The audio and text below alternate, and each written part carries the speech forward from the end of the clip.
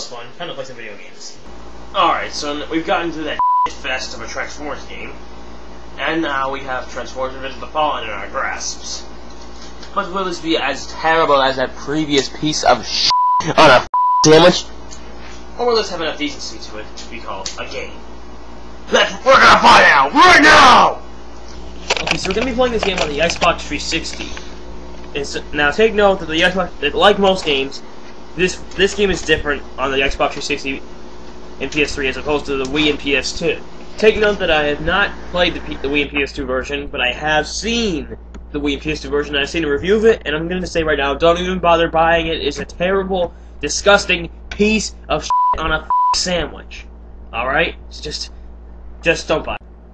As for this version, well, it was developed by Activision again, just like the previous game. However, instead of Traveler's Tales, they brought with them Luxoflux. At least I believe that's how it's pronounced. They're an internal team with Activision that they say has developed many great games that I don't, and they listed a bunch of games that I don't know that I probably should know, but I just don't for some reason. But one game that I know they developed that I played that I like is Star Wars: The Force Unleashed. So this is interesting. We have a new team doing this. Maybe they know what they're doing with gaming. Let's find out. Okay, the story loosely follows the plot of Transformers: Revenge of the Fallen, the movie, but it doesn't completely accurately follow the movie, as it in minor events, in some events more major, but in other cases it actually expands on the story. But the story does bug me sometimes that it doesn't follow with its lack of accuracy, because not just because of some facts, because of the way that because of the fact that there's lack of level imitations for certain things. Like, okay, we do have the fight against Demolisher from the beginning of the movie, as Optimus Prime, we have it there, but we do not have the forest fight. The f***ing forest fight! The best thing in the movie! Not there! What the f***, you assholes! Okay, I'm overreacting, but still, that was too... But how can you not include the best fight ever? And what's even more deceiving what's even more torturous is that there's a level where you actually rescue Sam. You also play as Bumblebee in that mission, which makes no sense. Because I know Bumblebee did take part in the rescue in the film, but he only did a small amount of work. Optimus Prime did most of the work. And Optimus Prime is the one who rescued Sam. Bumblebee rescued Michaela and Leo, who aren't even here. So they were able to support Director Galloway as a character in the game, but not Leo as a character in the game. A character who, not even mention him at all. A character who might have had more screen time than Director Galloway, the asshole. Oh, I guess I did like his presence because I enjoyed kidnapping him at Starscream from the factory. It actually looks like a really good recreation of the factory that he was in. And then you actually fight Grindor, and it gets taken into a forest that looks exactly like the same forest that forest fight took place in. But there's no Megatron or Starscream. Actually, there's a secondary mission where you can fight Starscream there, but still, that's aside from the point. And since there's no forest fight, what does that mean for Optimus Prime? That's right, no death. So, yeah. That's a big problem there. The story is also not helped by the lack of presentation, which is why I'm rating them both as one. Because for a presentation, what presentation? There's little to no cutscenes in it. There's this one CGI cutscene that looks absolutely badass. It's in the opening, but it's the only CGI cinematic in the entire game, and it's not even a real plot event. It's just a bunch of random scenes with Optimus Prime narrating the exposition of the plot. So. And though we have vanquished basically, the Decepticon, yeah. And made exiles of us. And then there are some in-game magic cutscenes that look awesome. That do look awesome. There's very few of them, and there are some cinematic introductions to boss fights, but mostly we're stuck with these weird camera angle perceptive things. There's even events in there that could be seen in an actual cutscene, and they're just seen in this awkward view. Why would you even waste your time to do that? That's bull.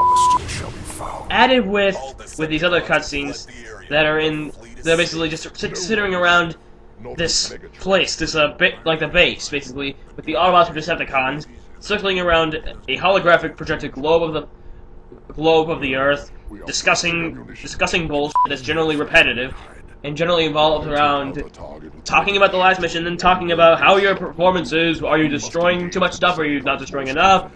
Have you done? And then ending up with the leader saying, "You have done well, Autobot." So yeah. Now sure, there's some funny dialogue in there, but still, not the best way to convey cutscenes.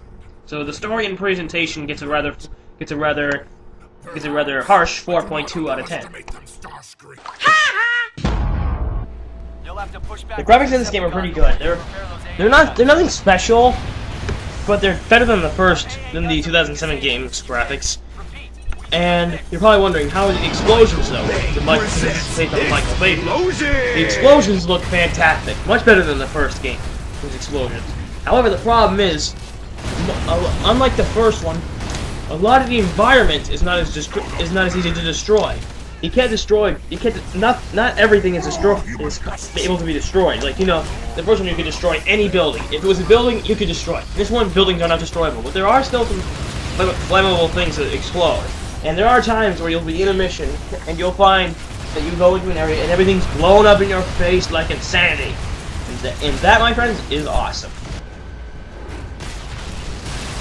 So I give the graphics I'd say a 6.5 out of 10, because they could have still looked better, especially since this is a next generation game, and they needed more explosions.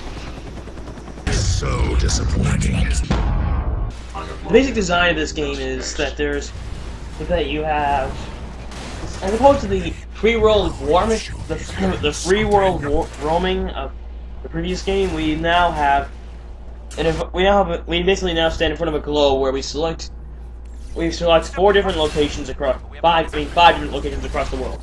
Each of these locations could have 1 to 4 environments, and each environment has 1 to 2 missions.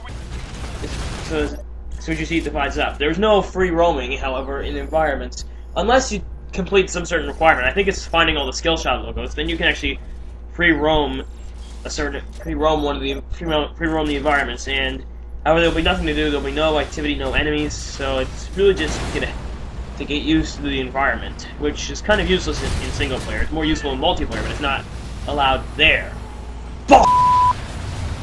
Anyway, this design is pretty good. It doesn't suck, and it's easier to navigate around than the hubs are. The hubs were annoying to navigate around, and they could have been a lot easier. It's not. I mean, Sonic Unleashed had easy to navigate around hubs because you knew where each level was, because you could remember where each level was, and it even told you which.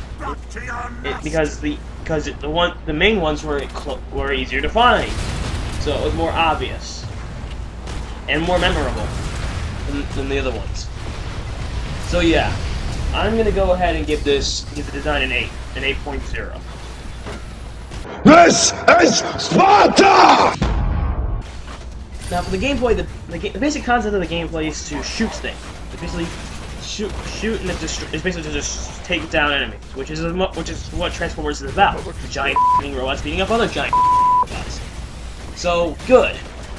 Basically, in these missions, the way these missions work is that you'll have a certain objective, and then it'll generally involve you fighting down enemies until something of interest happens, like the location of someone or something, or to help something proceed. So basically, it all revolves in some way, shape, or form. It all manages to revolve around fighting. And there's a variety of missions. However, there's not much difference between the missions of the Autobots and the Decepticon story. In fact, sometimes it's the exact same thing, just with a different motive told to do something. So yeah. So it's not, even though they're not too different, the Autobots and Decepticons do have some have similar missions. However, sometimes they're the exact opposite. Like sometimes, for example, protecting a building and destroying a building. Because that's different from capturing a human and rescuing a human, because they both entail grabbing a human and bringing him somewhere.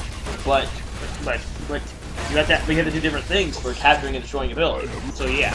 And of course there's bosses. Now bosses could be better in this. The boss